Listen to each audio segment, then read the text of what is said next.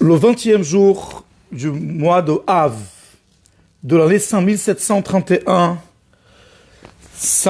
1971 au calendrier civil, le rabbi a fait un rassemblement chassidique à l'occasion du Yortzeit, du Asgir, comme on dit chez nous, de son père, Rabbi Levi Yitzhak Schneerson, qui était le grand rabbin d'Ukraine à Dniepropetrovsk. Le rabbi, de façon générale, adorait son père. Il parlait souvent de son père, de sa façon d'étudier la Torah très particulière, même au sein de la Hassidut Chabad, avec un accent sur la Kabbalah. Il apportait souvent, on voyait que le rabbi était très touché, bon, on peut dire, par son père, mais il y avait un attachement très, très fort dans l'étude de la Torah. Et à cette occasion aussi, donc, il a fait ses rassemblements le jour de son Yortzeit, le jour de son Asgir, le Vam Menachem Av.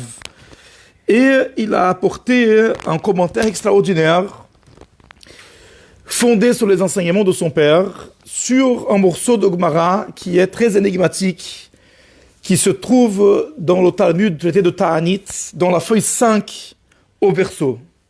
La Gemara raconte, Rav Nachman et Rabbi Yitzhak étaient assis à un repas. Rav Nachman a dit à Rabbi Yitzhak, dites un mot de Torah. Il lui a répondu, Rabbi Yochanan a enseigné, on ne parle pas pendant le repas, de peur de s'étouffer dans le langage du Talmud, de peur que la trachée artère dépasse l'œsophage et que la personne se mette en danger. Bon, après le repas, Rabbi Yitzhak lui a dit, au nom de son maître, Rabbi Yochanan, Yaakov Avinu Lomet, notre patriarche Yaakov n'est pas mort. Il n'est pas mort. Rav Nachman lui a contesté, il a rétorqué, et je ne comprends pas, et pourtant c'est marqué dans la Torah qu'on a fait des oraisons funèbres, qu'on a embaumé, qu'on a enterré, on s'est même enterré. Ils ont fait tout ça pour rien, parce qu'il n'est pas mort. Sur quoi Rabbi Yitzhak lui a répondu, je déduis ça d'un verset. Il y a un verset de Jérémie où il a dit, ne crains pas mon serviteur Yaakov, a dit Hachem, n'aie pas peur Israël, en se dirigeant donc à notre patriarche Yaakov, car je vais te sauver d'un endroit lointain et ta descendance du pays de leur captivité. On associe Yaakov à sa descendance, dont on apprend, et c'est ça, c'est la punchline, de même que sa descendance est en vie, lui aussi est en vie. Mais il ne s'est pas arrêté là. Rav Yitzhak a rajouté, et là c'est pas au nom de Rabbi Yochanan, tout celui qui répète 2 fois le nom de Rachav, tout celui qui dit Rachav, Rachav, il a immédiatement une émission de sémence. Je ne fais que traduire le Talmud, excusez-moi, voilà, c'est marqué. Qui est Rachav? On a parlé de Rachav déjà par le Shlach dans le passé. C'est marqué dans la Gemara, hein? Rachav était une des plus belles femmes de l'histoire de l'humanité. Il est dit dans la Gemara traité de Megillah qu'il y a 4 femmes les plus belles. Sarah, notre mère, Abigail, l'épouse du roi David, Rachav, dont on parle, et bien sûr la reine Esther. Rachav était une femme qui a aidé le peuple d'Israël à conquérir la première ville de la terre promise, la ville de Jéricho. Donc on raconte que Yoshua a envoyé des espions pour voir comment faire pour conquérir la ville de Jéricho, voir les faiblesses de la ville. Il était repéré par la police. Et les espions, ils se sont cachés dans la maison de Rachav. Et Rachav leur a dit, je sais que Hachem est avec vous, Et sachez que tout le peuple ici, il a peur de vous, ils ne peuvent plus respirer à cause de vous, tellement qu'ils sont tendus et ils sont anxieux. Et donc, je vais vous aider, je vais vous cacher, mais vous saurez ma famille. Et c'est ce qui a été fait. Elle a raconté des histoires aux agents du roi de Jéricho. Elle a gardé ses hommes à la maison, puis elle les a fait partir par la fenêtre, à l'extérieur de la ville, et en effet, sa vie était préservée comme celle de sa famille.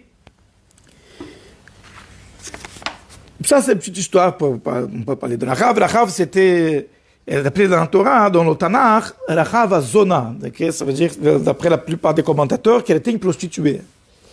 Et la Gemara dit par ailleurs que pendant 40 ans, elle avait une vie de 40 ans de prostitution. Et à l'âge de 50 ans, elle s'est convertie. Donc elle a rejoint les rangs du peuple d'Israël. Et on dit que finalement, elle a été épousée par Yoshua. Yoshua lui-même, on a commenté ça dans un cours de Parashat Shelach, qui était un grand tzaddik, c'était le successeur de Moshe, Rabbeinu.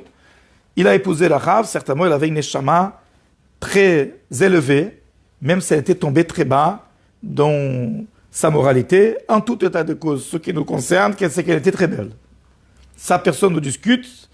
Et la Yitzhak a rajouté, tout celui qui répète le nom de Rachav 2 fois, immédiatement, il a une émission de sémence. Rav Nachman lui a répondu, moi, je dis, et ça me fait rien. Sur quoi on lui a répondu, non, ça, ce que je veux dire, c'est quelqu'un qui la connaissait. Je ne la connais pas, tu peux dire Rav toute la journée, ça ne sert à rien.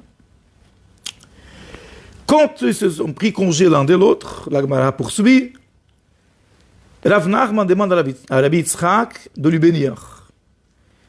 Il lui a répondu, je vais te donner une métaphore à quoi cette situation ressemble. C'est comme un homme qui marchait dans le désert, il était affamé, fatigué, assoiffé, et il a retrouvé un arbre dont les fruits étaient doux, dont l'ombre était agréable, et un cours d'eau passait en dessous. Il a mangé de ses fruits, il a bu de ses eaux, il s'est reposé sous son ombre, et quand il a voulu partir, il a dit, arbre, arbre, en quoi puis-je te bénir? Si je te dis que tes fruits soient doux, ils sont déjà doux. Si c'est pour que ton ombre soit agréable, ton ombre est déjà agréable. Si c'est pour qu'un cours d'eau passe sous toi, c'est déjà le cas. Alors quoi, qu'est-ce que je vais faire? Que soit la volonté de Dieu, que tous les arbres qui proviennent de toi soient comme toi. Pareil, Rabbi Yitzhak dit à Rav Nachman, la Gemara poursuit, en quoi vais-je te bénir? Si je te bénis avec de la Torah, que tu aimes beaucoup de connaissances de la Torah elle est là, par de la richesse, voilà la richesse, elle y est. Pas des enfants, il y a des enfants, Baruch Hashem. Finalement, la seule chose que je peux te dire, pourvu que tes descendants ils soient comme toi. Jusque-là, la Gemara Ta'anit, feuille 5, au verso. Cette Gemara, bien évidemment, elle suscite énormément de questionnements. Déjà, quel est le fil conducteur entre tous ces paroles de Torah que Rabbi Yitzhak a bien voulu dire à Rav Nachman? Rav Nachman lui a demandé de dire un Dvar Torah. Il en a dit plein. Il en a dit 3. Mis à part la bracha qu'il lui a donnée. Il aurait pu se contenter de dire la halacha. On ne parle pas pendant le repas, c'est un Dvar Torah déjà. Pourquoi a-t-il éprouvé le besoin de poursuivre dans d'autres choses? Et surtout, quel est le fil conducteur, quel est le rapport entre ces 3 choses qu'il a dites? On voit bien qu'il n'a pas voulu se contenter de dire on ne parle pas pendant le repas. Donc il a voulu apporter un enseignement intéressant qu'il a laissé pour après le repas. Yaakov Avinu no met. Notre patriarche Yaakov n'est pas mort. Mais pourquoi il a besoin de rajouter l'histoire bizarre là de l'Achav? Et qu'est-ce qui ressort de cela? Quel est l'enseignement de ça? Et à la fin, quand la Gemara rapporte cette bénédiction qu'il lui a donnée, y a-t-il un lien avec tout ce qui a été dit précédemment? Donc le Rabbi explique comme ça. Première chose, ça j'ai pas vu dans Sirah du Rabbi, mais c'est une chose qu'il faut dire. Quand on dit il est interdit de parler pendant le repas, hein, ça nous semble très bizarre parce que chez nous, pendant les repas, ça parle beaucoup et ça gesticule en plus. Et tout le monde parle beaucoup. Donc, où est-ce qu'on a vu ça que chez les Juifs, on ne parle pas pendant les repas? Alors, il y a certains décisionnaires qui ont expliqué que ça, c'est pendant qu'on a la nourriture dans la bouche. Mais entre les différents plats, on peut parler, il n'y a pas de problème. D'autres ont expliqué encore qu'à l'époque du Talmud, les gens mangeaient reclinés, comme au Seder Pesach. Et donc là, c'est dangereux, en effet. Mais aujourd'hui, on a l'habitude de s'asseoir sur des chaises et de manger droit. Donc là, c'est pas pareil, il n'y a pas le même danger. Et c'est vrai qu'il faut faire attention de ne pas parler quelque chose dans la bouche. Ça, c'est sûr que non. Parce que comme chacun peut constater, et parfois, on se retrouve dans des situations difficiles. Maintenant, il a continué, après le repas, une fois qu'il a fini ça, il a continué, il a dit, Yaakov Avinu n'est pas mort. Qu'est-ce que cela signifie? Il n'est pas mort. Donc, ok, c'est marqué, une chose qui est observée par les commentateurs, par Rashi, c'est que le mot « il est mort » n'est pas dit dans la Torah au sujet de Yaakov. Il est dit au sujet d'Abraham, d'Yitzhak, de Moshe, mais pas par rapport à Yaakov. C'est pas marqué le mot « vayamot ». Va. Il donne un autre mot, un peu plus euphémique, mais pas le mot « il est mort ». Mais bon, finalement, il a été enterré en Berat Marpella, ça veut dire qu'il n'est pas mort. Rashi, dans son commentaire de la Gemara, il dit oui, il y a toujours une vitalité physique dans le corps de Yaakov. Il est changé d'état de façon à ce qu'il ressemble beaucoup à quelqu'un qui est mort, au point qu'on l'a enterré, mais il y a de la vitalité encore dans son corps. C'est comme ça que Rashi explique. Maintenant, d'autres commentateurs, ils ont dit ce que la Gemara signifie, notamment par cette association entre la descendance de Yaakov et Yaakov, c'est une vie spirituelle. Cela signifie, lorsque la vie d'une personne, c'est une vie matérielle, c'est le fait qu'il gagne de l'argent, qu'il profite des plaisirs matériels, qu'il mange, qu'il boit. Une fois que c'est fini, la vie matérielle, il est mort. Cette vie, elle est finie. Mais lorsque la vie d'une personne, l'essentiel de sa vie, c'est le contenu spirituel de toute cette expérience matérielle, il y a combien un message? Il vit suivant des valeurs, il fait de la bonté autour de lui. Sa vie, elle a un sens, ce sont des paroles qui contiennent une mélodie. Il y a une spiritualité, comme il dit dans l'Otania, la vie des tzadikim, c'est pas la vie biologique, la vie matérielle, mais c'est l'amour d'Hachem, la crainte d'Hachem, la émouna. Alors dans ce cas, lorsque la vie biologique elle cesse, il y a quelque chose de très secondaire et accessoire qui s'est arrêté. Et au contraire, c'est une espèce de écran matériel qui a cessé d'exister, mais l'essentiel de la vie d'un tzaddik, qui est la spiritualité, elle reste. Et donc à partir du moment où ça dépend quel est le centre de la vie de la personne. Si le centre de la vie de la personne, c'est l'existence matérielle, arrive 120 ans, et c'est fini. Mais si le centre de la vie d'une personne, c'est la spiritualité, et donc on dit de façon générale, sur les tzadikim, qui ne sont pas morts. Concernant Yaakov, on associe cela à sa descendance. Et on dit bien les mots de Mazaro Bachaim, de même que sa descendance est vivante. Afou Bachaim. Lui aussi, il est vivant. Ce qu'on veut dire par là. À l'âge de 147 ans, il est décédé, ou en tout cas, il est passé à un état où ça ressemble beaucoup à un décès matériel. Ne pas entrer dans la marloquette, la chitosvot. Décédé, bah, ok. Je ne sais pas si on peut dire décédé, bah, c'est passé ça, ce qui est passé. Mais puisqu'il a une descendance, ça vient de son corps, matériel. Hein, les descendances ne viennent pas de nulle part. Ça vient de son corps matériel. Et cette descendance continue à vivre selon l'esprit d'Israël. Il s'appelle d'ailleurs Israël. Ses descendants sont appelés à son nom, Israël. On peut dire Israël est vivant. Israël, c'est une personne qui est devenue un peuple. Et puisque le peuple d'Israël est vivant, alors Israël, Yaakov, est vivant par leur intermédiaire.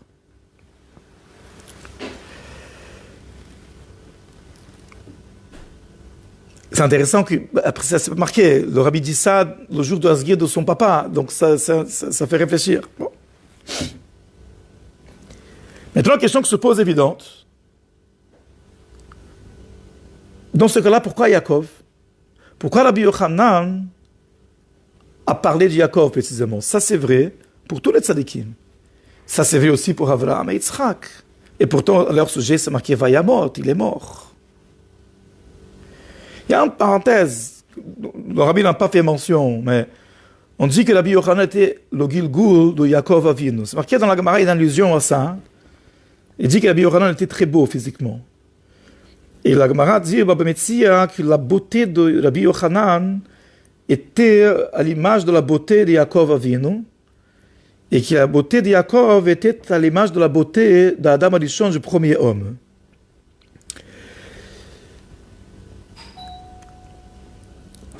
Et dans la Kabbalah, il dit que ce n'est pas un hasard, cette association, c'est un Gilgul. Rabbi Yochanan est un Gilgul et la réincarnation de Yaakov. Et Yaakov, il comprenait en lui tous les âmes d'Israël, tous les âmes qui proviendraient de lui. C'est pour ça qu'on dit qu'il lui-même était une réincarnation d'Adam Arishon qui a été créé à l'image de Dieu. Ça, c'est juste en parenthèse, le lien entre Rabbi Yochanan et Yaakov Avinu. Mais finalement, il a dit quelque chose. Pourquoi il dit de Yaakov et pas les autres? Donc il y a quelque chose d'important qui est lié avec la paracha de la semaine. Ça, c'est le lien avec la paracha de Vayechi. Il y a quelque chose de spécifique au sujet de Yaakov. Lorsque Yaakov était sur son lit de mort, si on peut dire ainsi, parce qu'il n'est pas mort, il a réuni autour de lui tous ses enfants. Et il a béni chacun. Et quand il s'est adressé au premier, Réhouven, il a dit les mots suivants. Réhouven, tu es mon premier-né, ma force et les prémices de ma vigueur. Rahamim m'explique, les prémices de ma vigueur, cela signifie que son premier fils, Réhouven, était issu de sa première émission de semences, de sa vie. Yaakov s'est marié à l'âge de 84 ans. Et jusqu'à là, il était plongé dans l'étude de la Torah, dans une vie de sainteté, où il était tourné complètement vers le spirituel. Ça lui a permis de garder une sainteté et ne pas éprouver aucune émission de sémence, non seulement volontaire, shalom, mais même involontaire. Et donc il y a quelque chose ici au sujet de Yaakov Avinu précisément, que de sa sémence ne sont venus que des enfants vivants. Et ça, c'est le sens profond des mots Zaro Bachaim. Littéralement, sa sémence est vivante. Donc là, on touche en effet à un thème qui est très central dans le judaïsme, qui est la sainteté de la sémence. Maïmonide, d'après le sens simple dans son langage un peu médical qu'il avait, il écrit la sémence, c'est la vigueur du corps, c'est la vitalité, c'est la lumière des yeux. Et si Dieu préserve, elle est gaspillée, le corps s'affaiblit et sa vie est perdue. Et il cite le roi Salomon en disant « Ne gaspille pas ta sémence ». Dans la Kabbalah, c'est expliqué de façon très élargie. Avec un petit peu de réflexion, on peut comprendre ça. Un des fondements du judaïsme, et particulièrement de la Kabbalah et de la Chassidut, c'est que chaque détail de l'existence humaine a un sens. Il n'y a pas des choses qui sont vulgaires, il n'y a pas des choses qui sont simplement matérielles, notamment dans le corps humain, qui a été créé à l'image de Dieu. Le Zohar va jusqu'à dire que le membre masculin, il est à la forme de la première lettre du nom de Dieu, pour parler de la sainteté, de chaque détail de la vie matérielle. Concernant la sémence, on peut comprendre très simplement. La sémence, c'est ce qu'il y a de plus puissant chez un homme. Parce qu'il plus qu'il soit fort, beau, intelligent, il donne des super cours de Gemara ou d'autres matières. Oh, il y a des 400 milliards de dollars de fortune. Tout ça arrive au moment où c'est fini. Mais il y a une partie du corps de l'homme qui peut rester éternelle. C'est à 45. Donc on n'est pas en retard. Non, voilà. On sera en retard, mais pas encore. Voilà.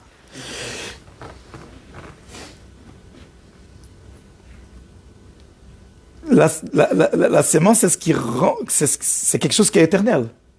Puisque c'est avec la sémence, on produit un autre être humain comme soi-même. Donc dans la sémence, c'est contenu la force qu'Akadosh Baruch Hu nous donne d'éterniser l'espèce humaine. Et que c'est une force de Dieu. Donc l'acte conjugal, c'est l'acte le plus sacré auquel une personne peut s'engager. Et la sémence particulièrement, c'est la partie du corps la plus puissante d'un être humain. Dans cette sémence, il va transmettre tout le bagage dont il dispose. Spirituel, intellectuel. On dit que la spiritualité, ça passe par héritage. L'Emouna, elle passe par héritage. Israël ma'aminim, bnei ma'aminim. La Emouna, on la transmet. Les capacités, certainement, les midot, les capacités intellectuelles. Et parfois, même l'enfant, il est plus fort que le père. Et pourtant, il vient du père. Donc, on dit que ce sont des choses qui, chez le père, sont restées récessives, sont restées potentielles, mais que ça a été dévoilé chez l'enfant. On dit, il y a fait Koraben, mi Korahav. La force du fils, elle peut être plus grande que celle du père, mais elle provient du père. C'est mi Korahav, d'un potentiel qui est caché chez le père.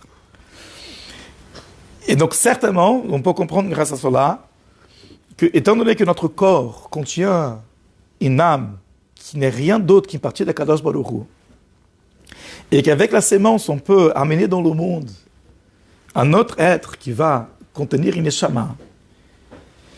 Donc cette force créatrice, elle doit être respectée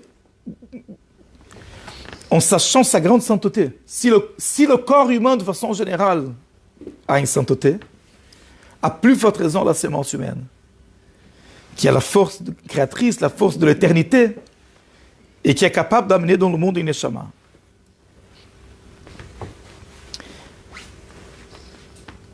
Si quelqu'un... Alors, on va expliquer mieux encore. Quand un couple, il a un rapport conjugal, selon les règles de la Torah, selon le manuel d'instruction, un juif doit vivre dans la sainteté. Même lorsqu'il n'y a pas un descendant qui sort de ce rapport conjugal, il y a quelque chose qui est créé. Il y a deux neshamot qui s'unissent. Quand il y a deux corps qui s'unissent, il y a deux neshamot qui ne font qu'une, qui s'unissent. Et il y a un résultat. Il y a des choses positives qui sont créées. Il y a des neshamot qui sont créées. Même s'il n'y a pas eu d'enfant physique. Même un couple qui ne peut pas avoir d'enfant, Dieu nous en préserve. Un couple qui ne peut plus avoir d'enfant parce qu'il arrive à un certain âge.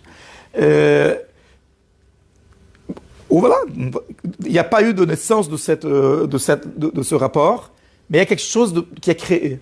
Une neshama qui est créée. Si, Ras Shalom, quelqu'un il maintient un rapport interdit, c'est le Tanya de ces jours-là, il est en train de donner de la sainteté de son âme, qui est investie dans son corps, parce qu'on ne peut pas séparer les deux, de cette force-là, du plus profond de cette force, aux forces impures. Et si ce rapport-là, c'est avec quelqu'un qui n'appartient pas à l'alliance, il est en train de donner de la Kedusha, de plus profond, de l'essence de la Kedusha, à l'extérieur, aux forces impures. C'est la raison pour laquelle le Rabbi explique par Parashat Pinchas que c'est la faute la plus grave qui puisse exister. Parce qu'il disait à Israël, ça peut devenir quelqu'un qui est extérieur. Avec une goy. Plus ou moins.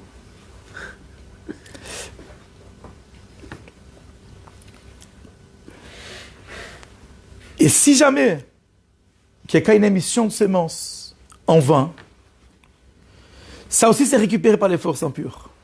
Comme c'est expliqué dans le Tanya d'aujourd'hui. Et ça crée quelque chose de négatif. Et après, il faut faire tchouva pour effacer ces êtres-là qui sont susceptibles de faire du mal à leurs progéniteurs, parce que ce sont des êtres maléfiques, étant donné que la Kabbalah explique qu'il y a toujours un aspect féminin. Quand il y a une émission de sémence, un homme n'émet pas de sémence. Bon, un homme normal n'émet pas de sémence s'il n'y a pas un appel féminin.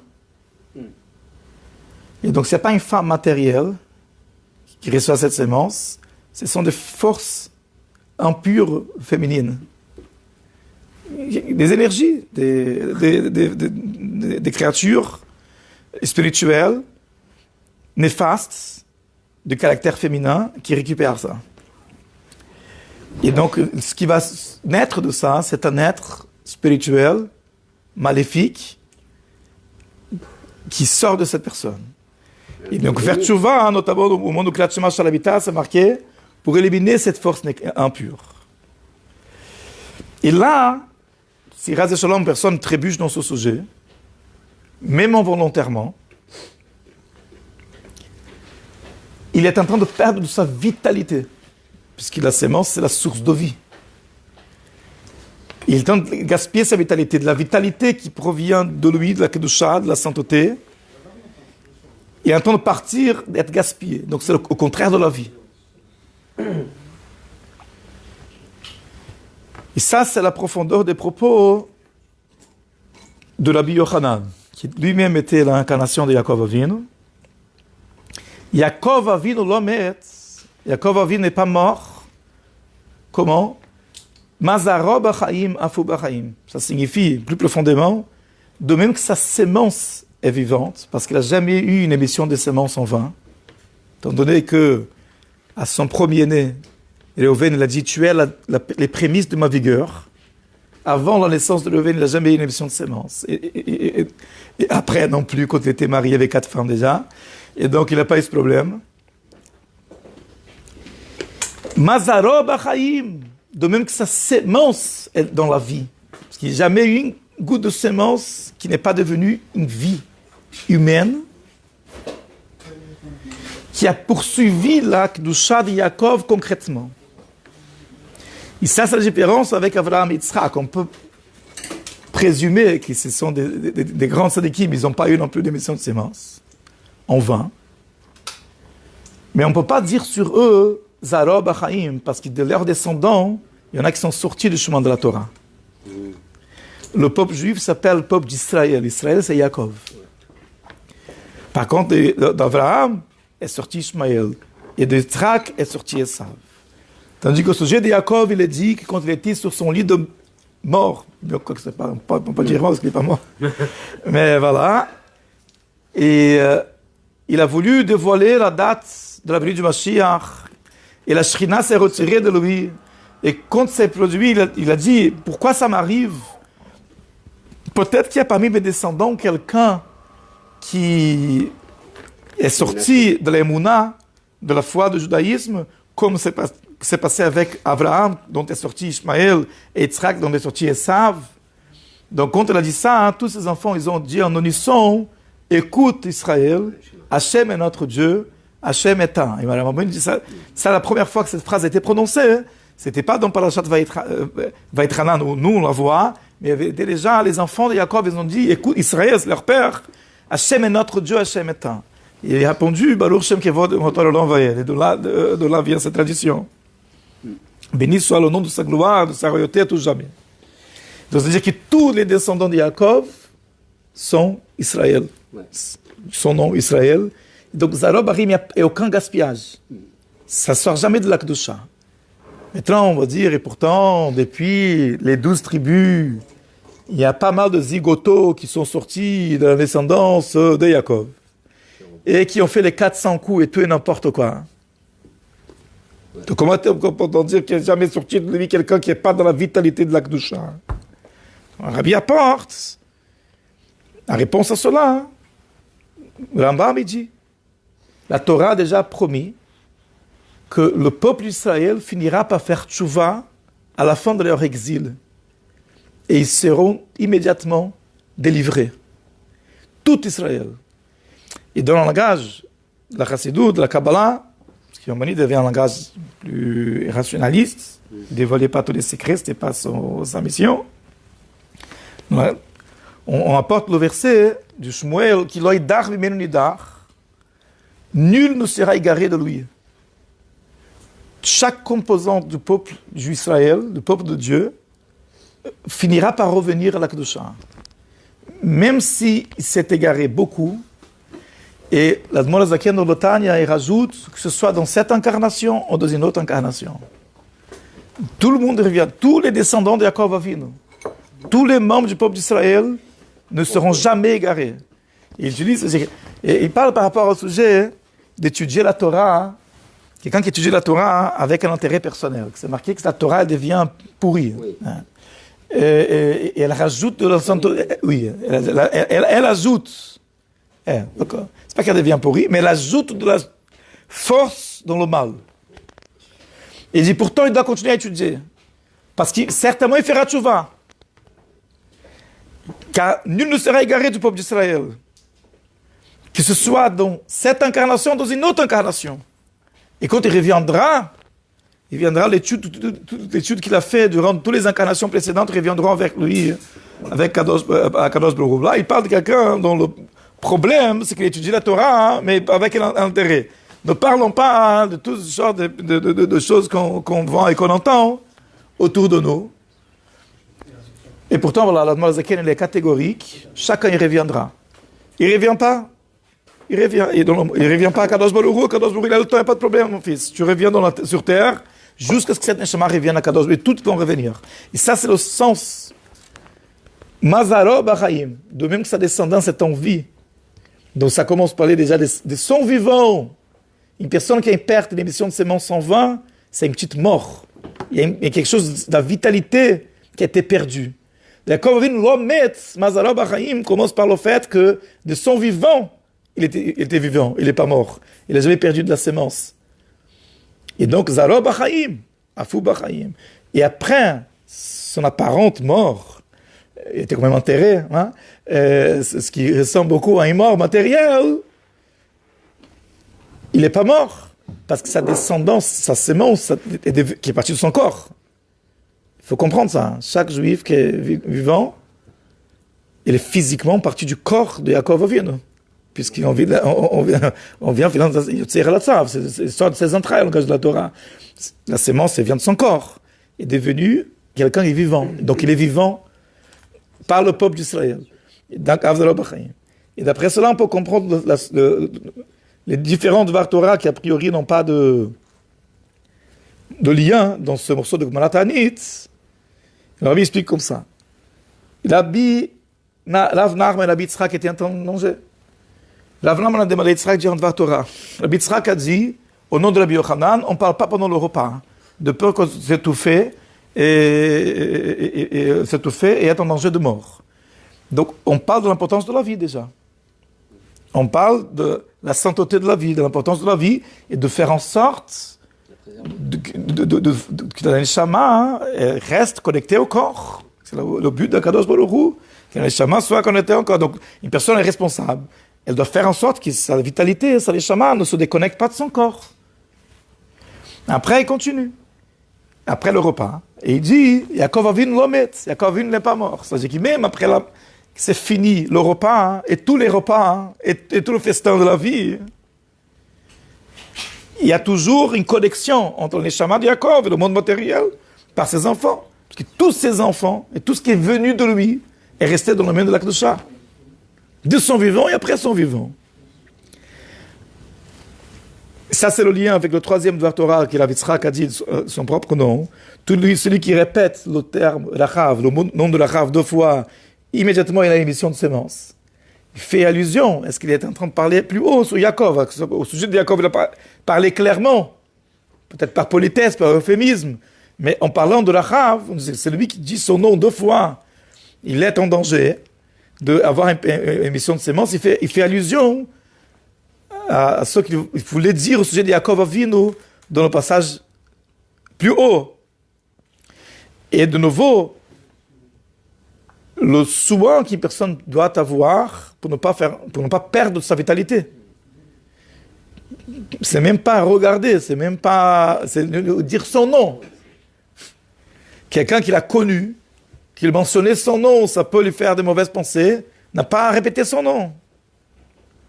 Et finalement, la bénédiction que Rabbi Yitzhak donne à Rav Nachman, en le comparant à un arbre qui a des beaux fruits, qui a un cours d'eau qui passe en dessous, il y a un ombre agréable, comment je vais te bénir que tous les arbres qui sortent de toi soient comme toi?